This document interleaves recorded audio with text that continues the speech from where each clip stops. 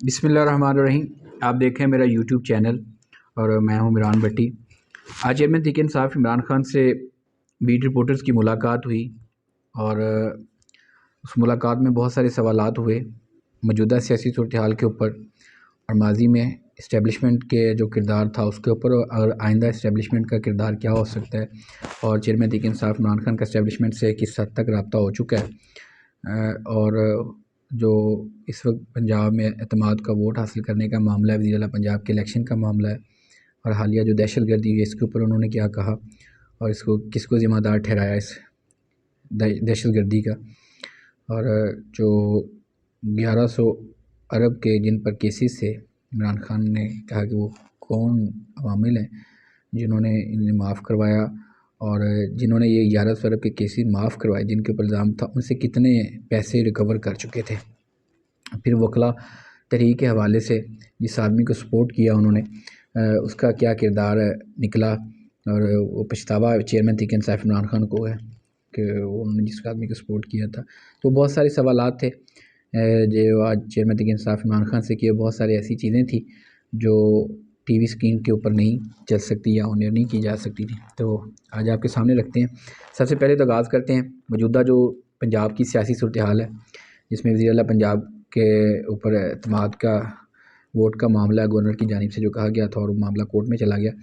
तो पाकिस्तान तहरीक इंसाफ ने ये फ़ैसला किया है कि वो एतमाद का वोट लेंगे और एतमाद का वोट है जो आइंदा हफ्ते पंजाब असम्बली का सेशन बुलाकर दिया जाएगा। जिस पर चेयरमैन तहरीक इंसाफ इमरान खान से सवाल किया कि आप लोगों को ट्रैप तो नहीं कर लिया गया, किस तरह का आपने बयान हल्फी भी जमा करवा दिया है और उसके बाद फिर आप लोग 11 जनवरी तक बाउंड हो गए हैं। तो जिस पर उन्होंने कहा कि पंजाब असम्बली में अब वो इलेक्शन वोट लेंगे एतमाद का वज़ीर आला पंजाब चौधरी पेज लाई, जबकि कोर्ट डिसीजन है जो कोर्ट का उसमें लिखा हुआ है कि वज़ीर आला पंजाब है 11 जनवरी से पहले एतमाद का वोट ले सकते हैं, तो उसको वो भी शुमार किया जाएगा।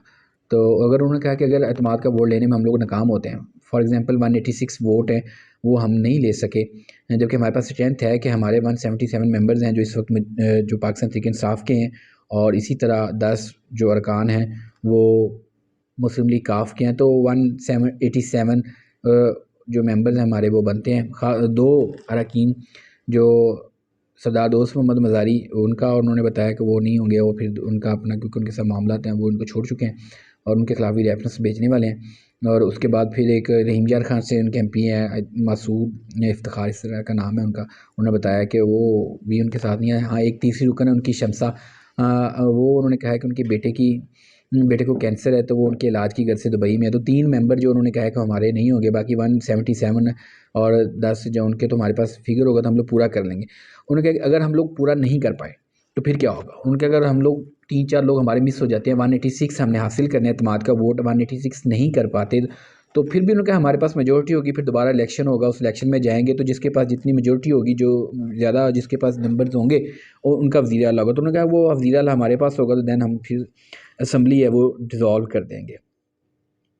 तो ये उन्होंने अपना बताया कि हम लोग जा रहे हैं इलेक्शन में एतमाद का वोट लेने के लिए और फिर हम लोग कोर्ट में ये जमा करवाएंगे और हम लोग असम्बली डिज़ोल्व करेंगे।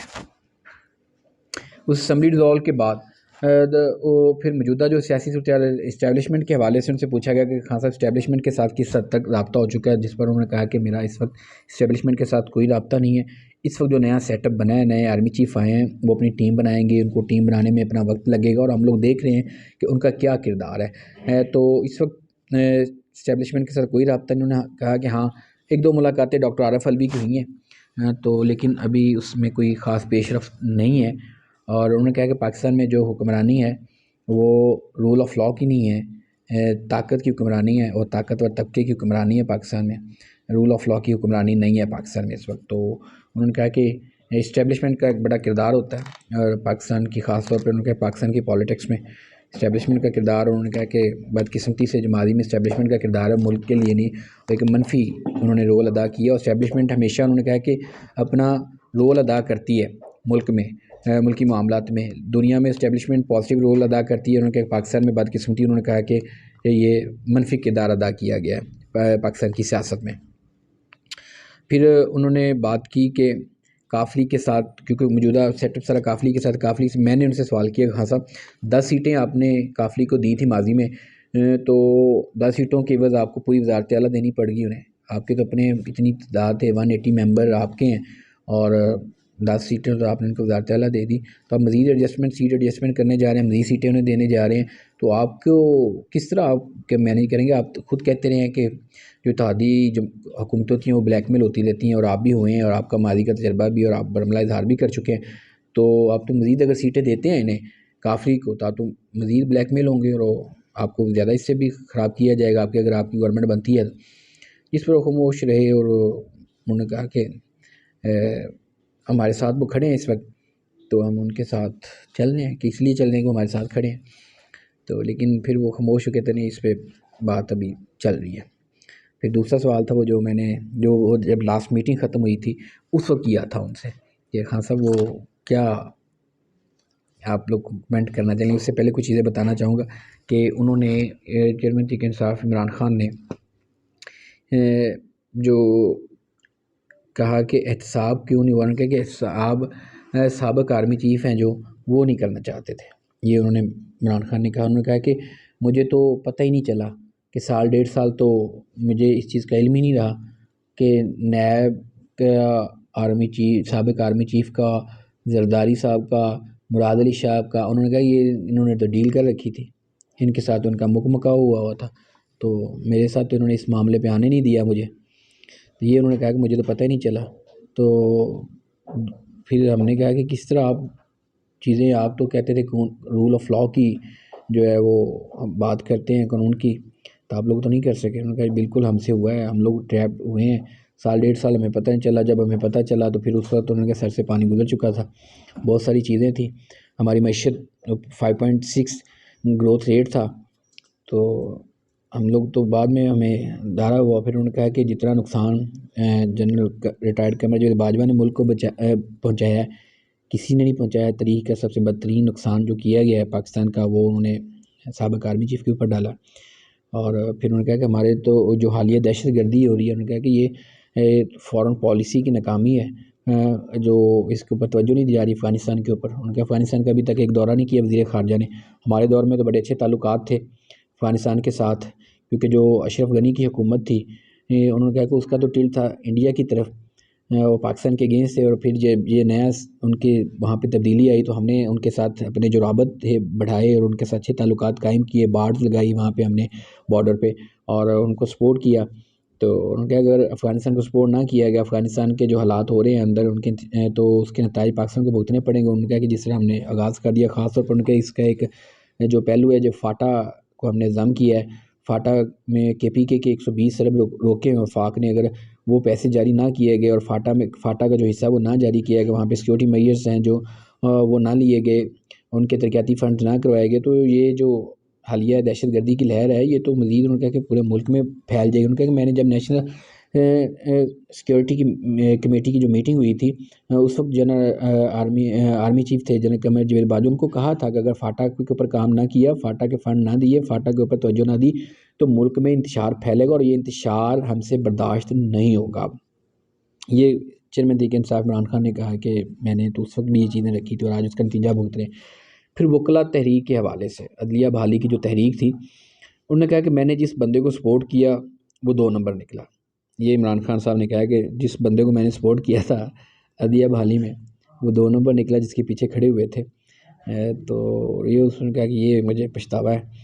तो दूसरी तरफ उन्होंने कहा कि नैब को कंट्रोल मैं नहीं कर रहा था, साबिक़ आर्मी चीफ़ थे और हमने 4 अरब रिकवर किया था, 1100 अरब था, 1100 अरब माफ़ कर दिया गया। उस 1100 अरब का जो नुकसान है वो मुल्क की मईशत को हुआ और उसकी वजह से हम लोग आज डिफ़ॉल्ट रिस्क के करीब हैं। ये इमरान खान ने आज हमें बताया कि ये चीज़ें थी।